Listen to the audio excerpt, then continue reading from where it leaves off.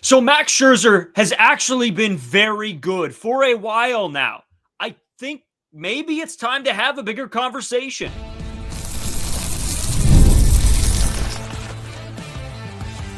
You are Locked On Blue Jays, your daily Toronto Blue Jays podcast. Part of the Locked On Podcast Network, your team every day. Welcome back to Locked On Blue Jays. Thank you for making Locked On Blue Jays your first listen every day. We are free and available wherever you get your podcasts and on YouTube. But for the Locked On Podcast Network, your team every day. Today's episode brought to you by Game Time. Download the Game Time app, create an account, and use code LOCKEDONMLB for $20 off your first purchase. As always, I'm Brayden Iwasco. He's Carter First. You can find us on Twitter, Brayden5 Iwasco, Carter First too, as well on our main Twitter account at Locked On Jays. For those of you who reached out to us on Twitter about about the whole situation that went down 2 nights ago, super appreciate it. You guys weighing in with us. We always appreciate you guys in the comment section. It was awesome. A lot of fun to hear your guys' thoughts and comments and opinions. There's a very common theme in that comment section. Just a lot of the same takes that we kind of had on that podcast. So I think it looks like a lot of people have the same opinion on Tommy Pham, which was very expected at the end of the day. Yeah, no kidding. You guys can also follow us on Instagram and TikTok at Locked On Blue Jays. And if you're new here to YouTube or you find the show, first time, and you've been listening for a while, either way, hit the subscribe button. It helps us out. It's free. You might as well. You get your shorts, your podcasts, your live streams, your videos. And we're going to have a big conversation about Max Scherzer and this pitching staff in this first segment. It's the talk of the town right now, obviously, with Shane Bieber coming back on Friday. We'll probably talk that a little bit more tomorrow, but mostly on Max Scherzer. Get into the game. Vlad will miss the third game, according to John Schneider. Again, you miss another game with Vlad. How does he come back? We'll talk all about that as well and the game. And of course, going into game 3 with Chris Bassitt on the mound, we'll cover all of that. Just wanted to let you guys know a very, very cool episode, type of episode that we have not done in a long time is coming out on the Saturday. It will be a special episode released on anywhere you get your podcast, plus here on YouTube as well.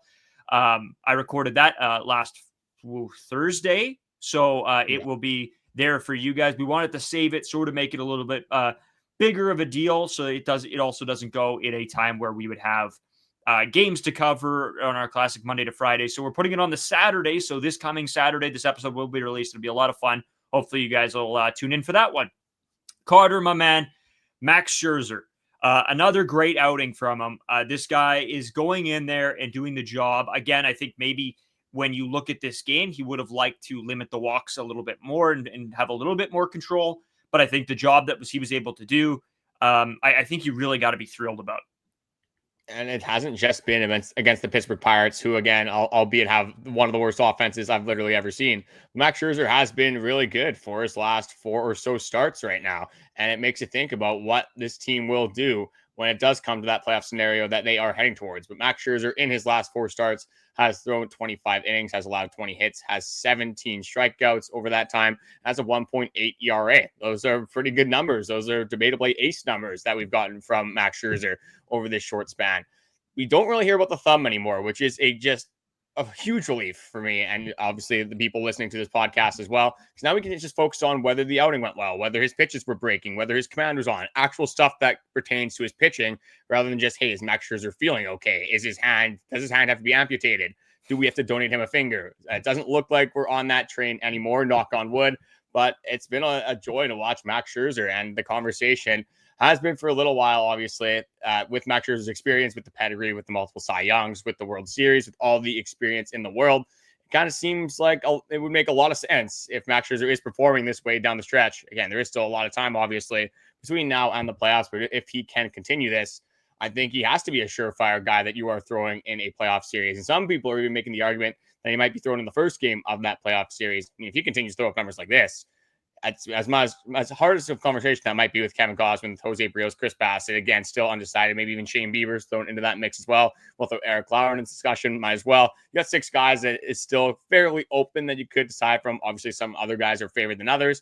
But Max Scherzer is slowly but surely becoming one of the favorites to be a playoff starter for this baseball club. And how can you really be mad at that?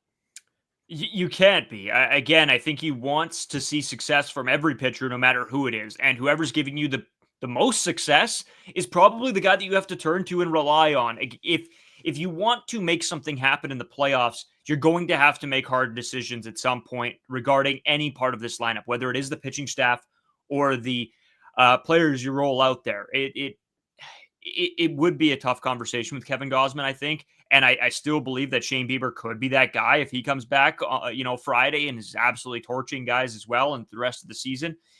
But it's a very interesting conversation. And I think the most interesting part of all of this to me is when you go over the Baseball Savant page for Max Scherzer. Nothing really jumps off the page saying, wow, this guy's playing better than Kevin Gausman, playing better than Jose Berrios, playing better than these guys. The biggest part of this is the control and the lack of walks. That's massive. He is attacking hitters and attacking hitters well. He's using his fastball the least amount of his entire career, and it has over his entire career, it has been on a downward trajectory with the fastball. He's been using the fastball less and less and less. And when you start to see a velo drop off a little bit as a guy gets older, that's what's going to happen. You're going to have to rely on those secondary, tertiary pitches.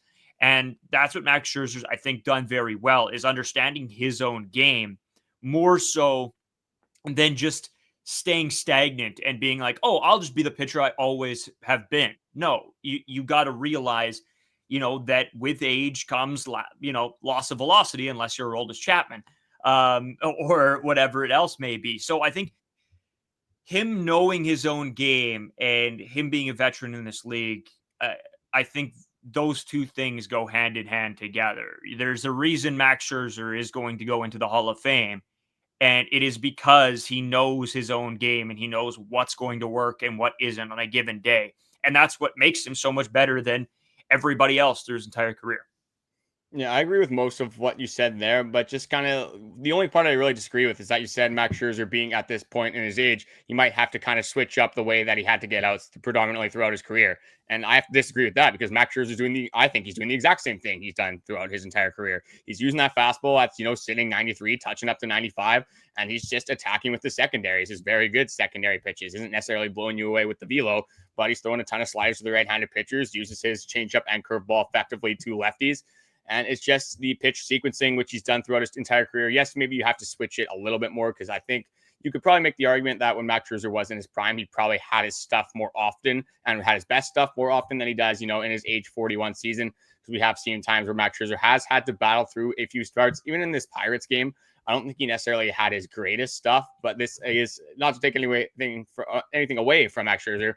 But this is a Pirates offense that is absolutely horrific. They are last in the league in runs per game, 27th in hits per game, 28th in average, 26th in on base, worst in the league in slugging, worst in the league in OPS, worst in the league in home runs. Just the list continues on. So again, I don't want to take too much away from Max Scherzer, but this is a team that you traditionally should beat up on. It is one of, if not the worst offenses in all of baseball. Max Scherzer, again, I don't think he necessarily had his greatest stuff. The Pirates were able to foul off 26 of his 104 pitches, so that's about 25% of the time. It seemed like they were on some of them, but Max Scherzer, again, not having his best stuff as a veteran, as a guy that's pitched so many games with the greatest stuff he's ever had, the worst stuff he's ever had, and everything in between. This guy's experienced every single thing that you possibly could in the major leagues. So I think that has definitely been a huge part of his success story and just being healthy for the first time in a few years now. So that's obviously the major thing, is that Max Scherzer has come out and said multiple times that he has felt the best. This is the best he's felt in a very long time. I think that goes a long way for Max Scherzer, but you definitely can't deny the experience, the grittiness, the dog mentality, and everything that does come with the experience in the major leagues, definitely helping him out in this occasion.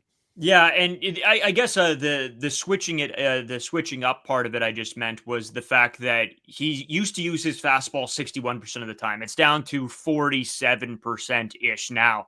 So you're relying less on that pitch when you first came into the league and were absolutely dominant.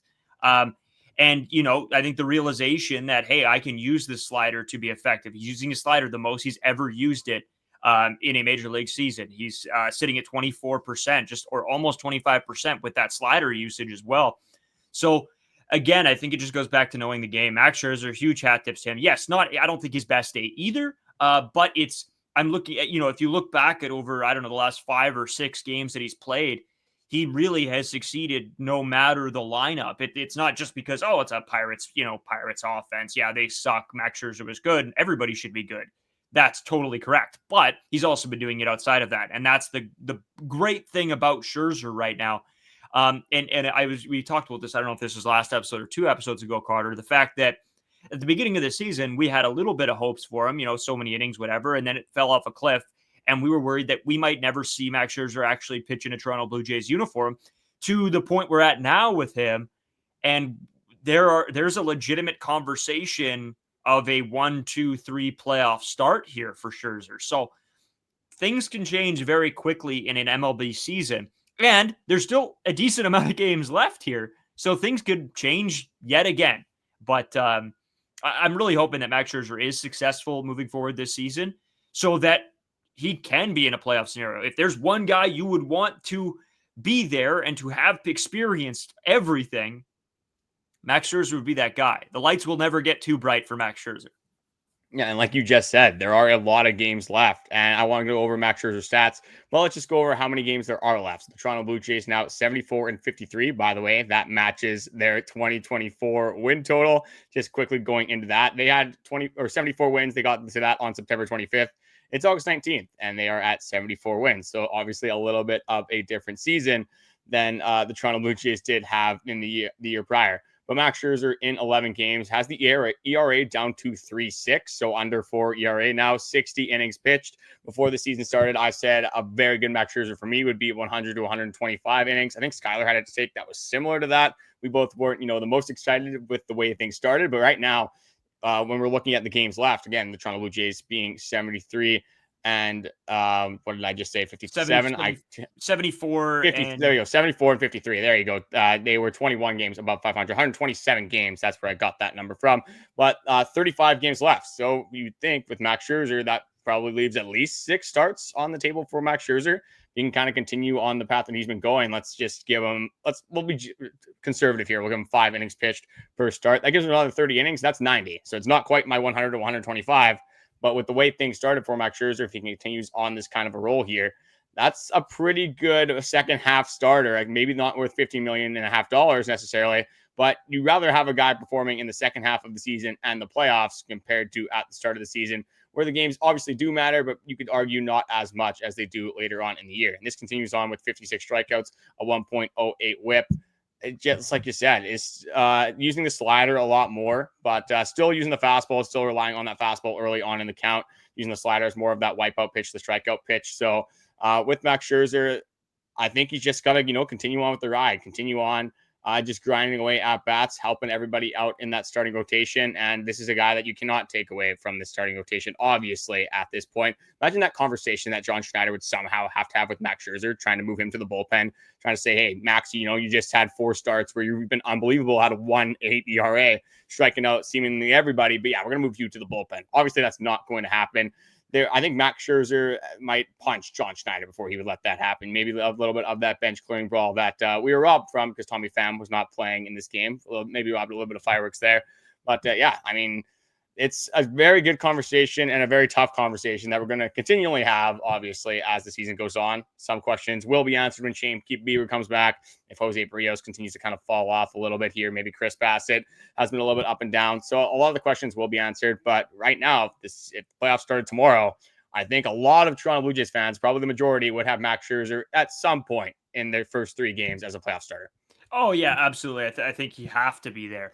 Obviously, we're going to continue talking, like Carter said, about this whole starting pitching fiasco. What is going to happen? Friday, we'll answer some questions. And I think over the weekend, some of those questions will be answered. At least give us an insight into what's going to be going on. But like you said, Max Scherzer, keep on keeping on.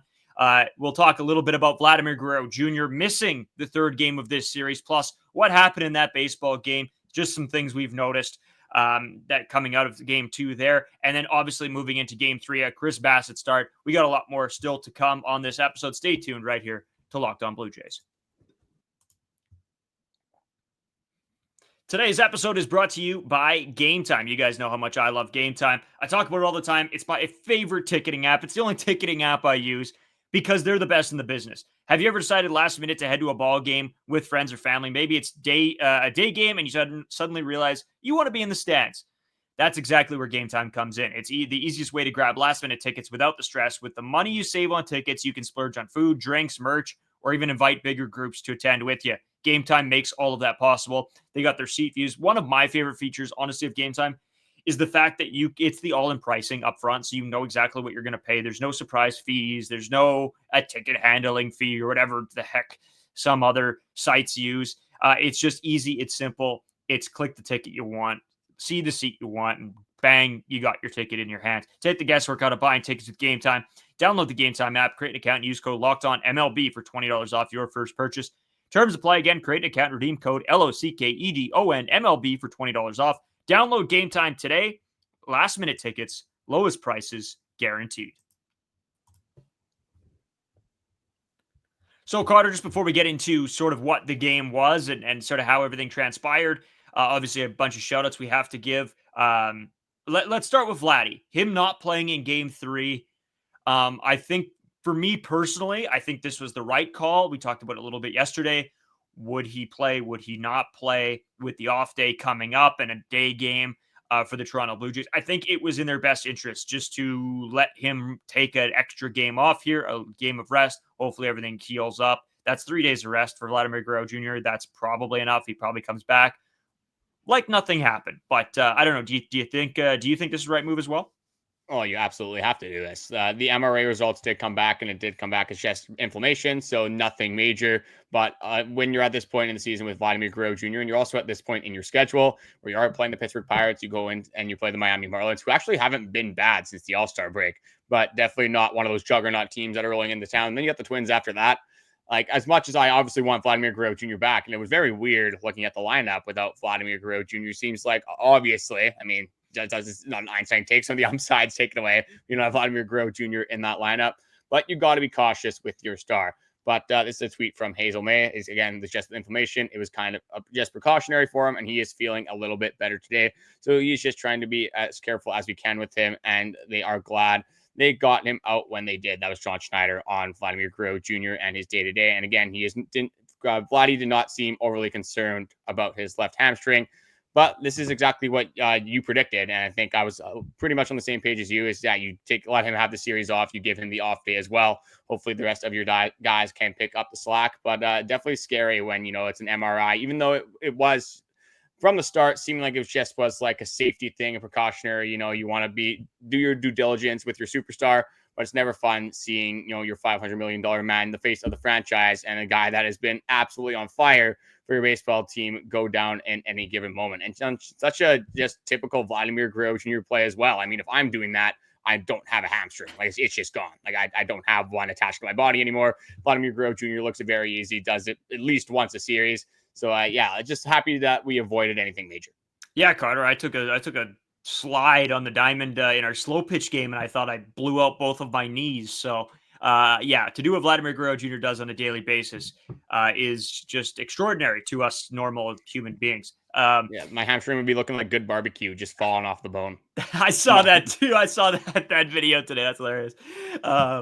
But yeah, no, good for Vlad. Hopefully he comes back better than ever when he does return for the following series. But Carter, another shout out I have to give, I think an exceptional milestone for one player. Once again, for the 9th season, George Springer has hit his 20th home run. I did not have this on my bingo card for 2025. I thought we were seeing the end of George Springer. For him to hit 20 home runs with still 35 games remaining, I think is just exceptional. It's more than we could have bargained for here in this season. Yeah, that's probably a little bit of an understatement, even a little bit more than we can bargain for. I don't think anyone had George Springer doing this. Maybe people had like some sort of bounce back season, but definitely not up to this level. And he continues to just produce for the Toronto Blue Jays ball club, whether he's in the leadoff spot, whether he's hitting 2, whether he's hitting 4 or 5. It doesn't matter where you put George Springer in the lineup. He's producing. And now I'm not even saying that we want George Springer, or we're definitely at least okay with George Springer being back in that leadoff spot. I think that's the first thing that we said in the offense when we talked about George Springer's season, is that we said, get this guy the heck out of the leadoff spot, because this is going to be a horrific year once again if we have to see George Springer leading off of this baseball team. And hey, the surge to catch Ricky Henderson is back on. I think he's only 25 leadoff home runs away from catching Ricky for leadoff home runs at the start of a baseball game.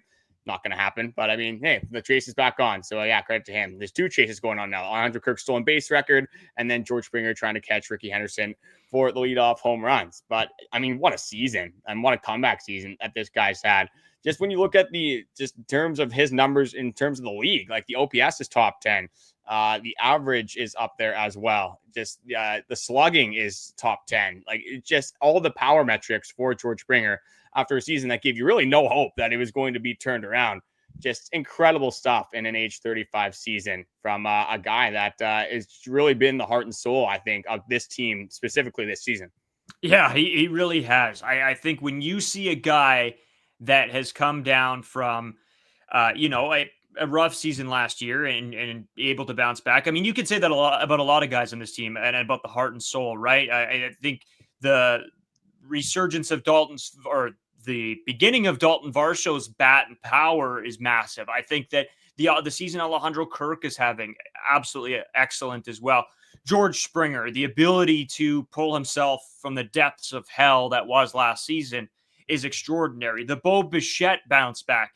You could go down the list on this team. Everybody is showing heart, grit, grind to be able to put a season like this together. So it really has been something to watch, Carter. Obviously, Alejandro Kirk gets that home run as well. And that was just a nice one to watch too.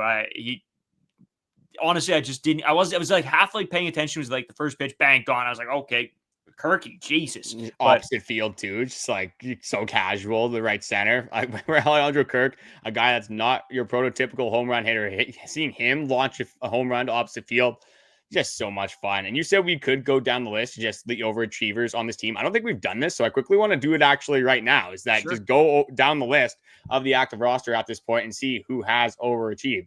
So Brayden Fisher, that's one right there. Mason Fluharty, another guy that's definitely overachieved. Eric Lauer, that's probably number one guy you could debate that has overachieved. Brendan Little, Tommy Nance, Yariel Rodriguez.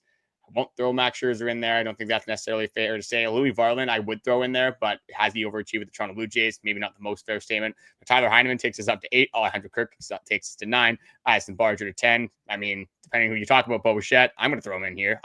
This is kind of what I expected from Bichette, but maybe not everybody else. That's 11. Ernie Clement at 12. I mean, Nathan Lucas, David Schneider, George Springer, Miles Straw, Daulton Varsho. It's everybody. It's like half the team. So just unbelievable stuff. And that's why we say it's everybody, no matter who you throw in, because we didn't even mention Joey Loperfido. We didn't mention Jonathan Clase at the start of the season, hitting a game-tying home run, I believe, against the Arizona Diamondbacks. So just little things throughout the season, these big at-bats that so many different players have been massive contributors, obviously, to a team that the Detroit, I'm not sure if the Tigers lost. I got to check that. But they were second in the American League. They might be first now. But if not, they're one game back of the American League, sitting in second, still sitting in sole possession of a bye if the playoffs did start today. So insane stuff. Well, you keep saying it every single episode pretty much. It's finally starting to not surprise me.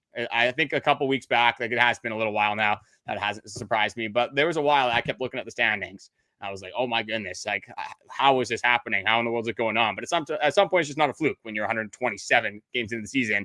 I mean, they've been doing it day in and day out. Just, ultimate credit, obviously, to John Schneider, the front office, proving a lot of people wrong, us included. Maybe not Ross Atkins really not completely off the hook, but I mean, great stuff from this team. How can you be mad about this season? Yeah, and you know what? You brought up the Tigers as well. They were able to pull out a 1-0 victory in extra innings over the Houston Astros. So this series for the Houston Astros has been just horrendous. This stretch too. The Astros just have not been at least winning baseball games. I'm not sure about the brand of baseball, but I mean, if you continue to lose baseball games at the clip they're doing, clearly something is not going right over there. Well, and they lost 2 days ago, I guess 10-0. Like it's just not gone well for them. But a lot of good baseball games. Like if you're just a baseball fan in general, there were a lot of what would have been down to the wire ball games. I mean, the Cubs and Brewers, 6-4 Cubs. Obviously, the Tigers, Astros, 1-0 in extras. You got the Orioles, Red Sox, 4-3 Orioles over the Red Sox in 2 extra innings. So that's a huge one. Atlanta gets the 11-10 win over the White Sox. Again, maybe not 2 teams you got your eye on, but probably a very entertaining ball game from a hitting perspective. There were quite a few tonight. I mean, even if you're, it's not over yet, but even the Guardians Diamondbacks as of right now is a pretty interesting game to watch. So this is the time where I think every baseball fan, no matter what team you cheer for, starts to come back, right? There are a lot of ball fans that just tune in for the last 40 games of the year, watch the playoffs. So I think this is the biggest time in baseball for fans being 100% back. I mean, we're seeing it, just the amount of comments and text messages and DMs that we get from all of you guys just talking about ball on, a daily basis. It really shows us how many ball fans are. I mean, I go into work, obviously I work at, sports radio, and that's what gets talked about anyway, but baseball is the main point, at least right now, when there's nothing else on. And, guys are cheering for their teams, a lot of Cubs fans, a lot of Phillies fans. It's just sort of a mixed bag of actual, teams that people cheer for. It's very strange. Houston Astros fan, can't forget that. Jim Toth probably going through it right now. I probably got to give him a call tomorrow and let him know that the Astros did not end up finishing out too well, because he always calls me if the Blue Jays go on a rough little stretch. So he called you a few times at the start of the season. I don't think Jim Toth's been ringing that phone too much recently with the Toronto Blue Jays. No, but just a few things that I definitely wanted to go over in the game. First one's Mitch Keller just being horrific and just not being able to throw a strike whatsoever in the first inning. And this is a guy, again, the Toronto Blue Jays were linked to a guy that they were going to have to give up assets for, because he does have 2 more years of control after this season. But since the All-Star break, an 8.31 ERA, an opponent average of 3.48, a whip of 2.08. Things are not going that well for Mitch Keller, and that's okay on the Pittsburgh Pirates, but that would not have been okay on our Toronto Blue Jays, especially as that significant move at that trade deadline that they would have acquired that starting pitching role. Obviously, at this point, it wouldn't have been the Shane Bieber if you acquire Mitch Keller, and Shane Bieber hasn't yet pitched for this team, but with all he's done in AAA, I get it is AAA hitters, but how can you not be excited about Shane Bieber? But yeah, maybe a little bit of a bullet dodged, at least for this season, where the Toronto Blue Jays, at least for a fact, the Toronto Blue Jays are going to be a competitive baseball team. You can't necessarily say that for the next 2 seasons. Obviously, you got to be optimistic about that. But we've seen how quickly things can change here in Toronto Blue Jays land. Hopefully that does not happen for the worse, but you definitely got to proceed with caution. But in that first inning, George Springer, welcome back. He has been back for a couple games now, but gets hit in that first inning. You never want to see that high and inside fastball. I didn't actually, because it happened so quickly, I was still making food in the kitchen, so I just heard it on the broadcast. I'm like, please, I hope this guy did not get hit in the head once again. Luckily, that was not the case. But then Aston Barcher is able to walk. Bichette is able to walk. Alejandro Kirk I thought that was a fly ball. Just some bad base running, unfortunately, in that first inning. I'm not going to get too mad about it because it didn't really matter. But if you're Alejandro Kirk, you got to be a little bit more aware when you are rounding the bases. I thought Aston Barcher would have scored there, but again, when I saw the replay, Brian Reynolds was able to relay the ball in relatively quickly. So I think you got to just be a little bit more sharp on the base paths there. But a very good inning, obviously, of Nathan Lucas driving in some runs to get up 3-0 early. Then you got the George Springer home run, the Alejandro Kirk home run. You got a good start from Max Scherzer, and you do exactly what you should do against a bad team in the Pittsburgh Pirates. Not a bad team at home necessarily, but a bad team in general. And now they have the chance to win a series against the Pittsburgh Pirates. It's baseball. Like, games are going to happen, especially when you got Paul Skeens on the mound. It's going to be tough to win those baseball games if you win the 3rd game of the series. Kind of what I expected, and I can't be mad at all about what the Toronto Blue Jays team did during this week. Yeah, me neither. We'll talk about it all. We'll talk about Game 3, Chris Bassitt being on the mound. How do you feel about that? We'll talk about that right after this short break.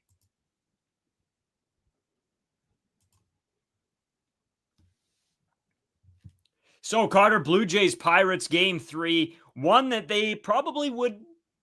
It's, again, need to win. No. Is it amazing if they win it? Yes, because I don't think you really want to drop a series to the Pirates. So Chris Bassitt on the hill. I guess we'll start here, Carter. How do you feel about Chris Bassitt going on the bump in a game that you feel like you really want to win? Does he worry you at all? I've seen a lot of takes out there that people are starting to panic a little bit about Chris Bassitt. No, I'm not worried about Bassitt at all. I think Bassitt still has that gritty mentality, the veteran mentality, where he can go out and kind of battle. He's just going to be a guy that's going to give up hard contact once in a while. He's a pitch to contact guy, exactly the same as Jose Berrios. I think this is going to be a start that people have a lot of eyes on, though, especially against the Pittsburgh Pirates team. If he has a good start, I think it's going to be one of those things that people don't really care about. Just like, it's the Pirates. That will be the excuse. But if he has a bad start, then that will be the Twitter warriors will be going after it. it'll be pitting Jose Berrios against Chris Bassitt. Which one will be, demoted to the bullpen, I guess you could say. So for Chris Bassitt's sake, I think I got to hope that he does have a good start, but I'm confident in Chris Bassitt. I'm confident in his ability to make a good outing here for the Toronto Blue Jays, especially when you look across the diamond and see, I know this guy doesn't have a lot of starts in the major leagues. I think just based off the stat lines, probably one, but Johan Oviedo, I don't know a lot about this guy, I'll be completely honest, but has an 18 ERA and 3 strikeouts on the season. So I'm assuming it was just his first game in the major leagues this season, but a guy that is not very proven. And with the Toronto Blue Jays' ability to just work at bats with the way they worked at bats and the Paul Skeens performance, you got to assume that things should go pretty well here in the third game of the series. But crazier things have happened in Toronto Blue Jays land. But, just with the overall pitching matchups, with the current records of each baseball team, with the caliber of baseball each baseball team has been playing for the entire season, how could you not like the Toronto Blue Jays here in the third game of the series? Yeah, you got to take them. So the Pirates pitcher here has only pitched apparently 1 inning with an 18 ERA, 3 Ks, 3 walks, and he throws he's technically 3 pitches, but it's mostly just a fastball and a slider. So yeah. This guy, the ERA is right there. I mean, so I hope the Toronto Blue Jays can. I just want to apologize. I love Jordan Romano, but yeah, I mean, it's tough out here. It's tough to be a Jordan Romano supporter. Yeah, and you know what? I think this is a game that the Toronto Blue Jays have to pick up and have to get. I think, again, when you look across and see the guy, I don't think you take him easy. Like, you can't just go in there and expect to win. It's Major League Baseball. You still have to put up the numbers and still put on a little bit of a show. But probably one they should win for sure. And you have a little bit of a softer schedule right now, and then you're going to have to kick it off with a couple series against the Reds, the Brewers. That Brewers series is going to be a whole lot of fun to watch, just in terms of, testing yourself against the best team in baseball. I think, at least right now, that should be undisputed. As much as I love the Toronto Blue Jays, the Brewers are just on a ridiculous streak right now. They can't be struck out. The pitching's been very good. Jacob Mizorowski scares living daylights out of me. Freddie Peralta's still over there as well. Very good baseball team. That's a good test, and a good test to have that, environment of playoff baseball. But obviously getting ahead of ourselves, you got a game that shouldn't feel like playoff baseball if things go the way you think. But I just wanted to bring up one more thing from the second game of the series. This does kind of transfer over to the third game as well. The Pirates catchers are not very good at throwing runners out. Mitch Keller is not good at holding runners on as well. And you saw the coaching game plan in that game. Mitch Keller throughout the season has allowed 21 base runners to steal on 24 attempts. That is not a very good grade for Mitch Keller, and his success rate just allowing seemingly everyone to steal bases. So I think the Toronto Blue Jays might try to do that again. Again, don't know much about Oviedo and his ability to hold runners on, but with the younger pitcher, especially if you can get him, into some trouble early on, get him really focused on the batter, I think you'll be able to catch him sleeping with a younger player on the mound. Looking for the Toronto Blue Jays to, again, maybe play a little bit of that small ball and take advantage of an inexperienced pitcher and an inexperienced team in the Pittsburgh Pirates. Yeah, I think that's a good game plan. We saw it a lot at the beginning of the season with this team wanting to take bags and push the envelope. And I think that's because the offense wasn't as hot as they are now, and maybe didn't have the same trust in them. But I wouldn't hate going back to a little bit of that kind of baseball, trying to take an extra bag, put yourself in scoring positions. And I think it's going to be so massive when you do get into a playoff scenario. If you can grab a bag at some point, I think you got to be a little bit aggressive on that. And I don't mean overly aggressive. I don't mean every single time. But if you do see an opportunity in somebody that's not holding a runner on as well, take advantage of that. Use it. That's might be something that makes a difference between a playoff win and a playoff loss. But in saying all of that, Carter, it should be an interesting game. I have to get to bed. I have to be up in like 5 hours for work. So this was a lot of fun. I'm happy that this wasn't a super late game for myself. And then an afternoon game, which is actually perfect because I'll get off early and be able to be on the couch, probably watching the game, making breakfast, which is going to be interesting. Feeling like an absolute zombie as well. Believe it or not, Brayden will be at work before this podcast even goes live. So a little bit unfortunate for Brayden. Jesus, I didn't even think about that. Tomorrow morning as you guys are watching this. So, I mean, if you guys want to leave some comments or perspectives, whether it's on the Tommy Pham situation, which we will give you some updates, not in this episode because I'm going to let Brayden go to bed here. We'll keep this one a little bit shorter than we normally do. We'll probably update you guys there on the Wednesday, but Brayden will be awake at least at that time. If you guys want to leave a comment, whether it's on the game, the Tommy Pham situation, the playoff starters, doesn't matter what it is. Maybe it's, Brayden's hair today. Maybe it's my hat. I don't care what it is. Leave your comments on whatever you guys feel, because Brayden will be up and ready to go. Maybe not, in the greatest mood of all time, but he'll be ready to go to answer all of your guys' questions, concerns, perspectives, whatever it may be. Just want to say thank you guys for all the support you guys have given us recently. The channel's been popping off. I mean, clearly some of that is due to the way the Toronto Blue Jays are playing, but we're starting to build a little bit of community here, recognizing a lot of the names that are coming back day in and day out with the comments that you guys are leaving here. So we just wanted to let you guys know how much we do appreciate you guys. But Brayden, is there anything else you want to add before you get your 4 hours of sleep? No, tomorrow is going to be let's put an over-under on coffees I have tomorrow and how much I am jittering because of it. 3.5. That's probably a good number. I'm thinking. I think you might push 4. I think you might. You might get there.